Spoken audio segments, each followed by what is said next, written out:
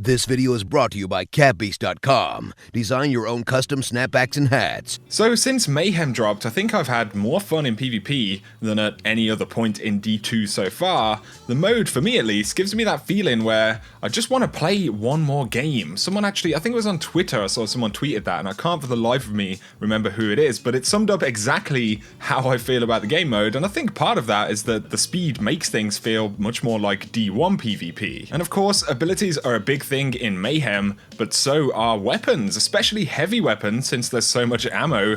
And today I wanted to jump in, have some fun. Spoiler alert though, they are all exotics. I think that's okay though, you know? Most of the time we're using legendary primary weapons in Crucible, but in Mayhem, it's really a time for those really exotic feeling weapons to shine. So of course this is just my opinion. I'd love to hear yours below, but let's get into the top 5 weapons to use in Mayhem. So in at number 5, for me, it's going to have to be the Tractor Cannon. Of course, the Tractor Cannon comes with Repulsor Force. This weapon fires a powerful impulse to push enemies away, and it also has the scientific method, damaging an opponent temporarily increases speed and handling. Now, of course, we all know about this weapon. It likes to boop people. Where fusion rifles like to voop, the Tractor Cannon boops, and it's so much fun, man. Using this inside of Mayhem, you know, you can either treat it just like a shotgun, and as long as you're able to kind of follow up with a melee, a lot of the time you'll be able to make kills with this thing pretty comfortably, but of course the booping is what it's all about. So if you have those moments where you can kind of stay around a corner and try and push people off ledges and everything like that, it's just ridiculously fun. The reason it's in at number 5, for me at least, is that, you know, it's not the most effective weapon versus many other heavy weapons that you could have on. You know, this thing will get you killed quite a lot, especially if you try and troll people with it. But for me, that's all kind of the fun, you know, like the hunt for those silly, ridiculous moments inside of PvP. Up next though, we have the Wardcliff Coil. This thing is just absolutely ridiculous. We all know that by now. Of course, it comes with Mad Scientist. The weapon fires a volley of rockets, and it also has mechanized autoloader. This weapon automatically reloads on ammo pickup. Now, I have had so much fun with a Sunbreaker Titan just skating around the map using my super to kind of clear out all the heavies, grabbing Wardcliff ammo, making a kill or two, then carrying on, popping the super again, and just kind of cycling around the map, just picking up ammo for this thing. Taking out single targets is really, really strong. People inside of supers you can take out pretty easily with this thing, especially if you have a few rounds. I've been popping the rally barricade and then just using it to automatically load this weapon again. Of course, it's not a super long range weapon, so you're going to want to be fairly aggressive or up close, but again, you can bait people in supers, you can bait people around corners. The reason that I've put it as number 4 on my list is that it only has the inventory size of 1 rocket in the magazine, so if you pick it up from a heavy box, you will just get 1 rocket. And also with Wardcliff Coil, sometimes it doesn't want to pick up heavy at all. If you kill someone that only has like 1 round in a grenade launcher or something,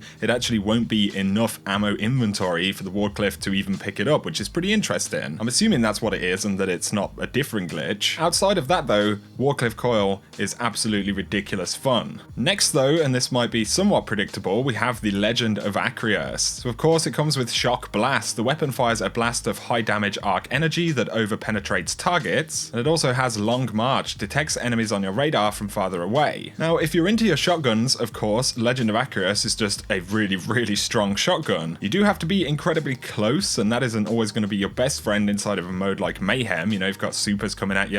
You've also got weapons like the Colony to contend with, so you're going to want to try and be aerial as much as possible with this thing. The number 1 fun factor for this weapon though is just the damage that it puts out. You know, you can go up against people in supers, you can get those cheeky double kills when you find a couple of targets really close to each other, and I'll confess, you know, I'm that shotgun Titan warrior from back in D1, and this weapon just gives me a little bit of that feeling, apart from with even more power, you know, point blank just shooting someone straight out of their super. You cannot have a more satisfying feeling than that, if you ask me. Speaking of waiting for that fantastic moment, the moment when your Telesto rounds explode can be quite a pleasurable one, so in at number 2, it's going to be the Telesto for me. This may be an interesting pick for some people. Of course, we all know about this weapon. It has unplanned reprieve, fusion projectiles attach and detonate with a delayed void blast. We also have Harbinger's Pulse, multi-kills with the weapon immediately reload your equipped kinetic and energy weapons from reserves. Now, generally, just treating this thing like a fusion rifle, it can do pretty well. Of course, you're always going to be waiting for a moment for those projectiles to actually detonate, teammate, so you have to play with that in mind. But sticking these things to players actually inside of supers is incredibly satisfying. You can also fire the rounds onto surfaces, you know, onto floors or onto walls, and then try and kind of bait people into them. And for me, this takes the number 2 slot because versus Legend of Icarus, you can use this at a little bit more of a range. You also have the fact that you can actually kind of attach projectiles to things, and it really increases the fun factor and, you know, the potential to make interesting plays. Speaking of making plays, that's another thing about Mayhem. It actually feels like you can make them. Of course, you're making them with supers or heavy weapons most of the time, but it's still really, really satisfying, and that's just something that I really like about Telesto as well. But absolutely, it's a weapon that you can't go without trying inside of Mayhem. So out of all of the weapons we've listed so far, there's probably one missing, and it's going to have to be the Colony, the weapon that you've probably seen the most inside of Mayhem so far. So of course, the Colony comes with insectoid robot grenades. The weapon grenades are insectoid robots that chase targets and explode close to them. You also have Serve the Colony. The robot grenades quickly repopulate the magazine from reserves while the Colony is unequipped. Now, the number one reason that this weapon is really exciting is the fact that those grenades actually track targets. Now, of course, grenade launchers themselves aren't the most popular weapons in Destiny 2,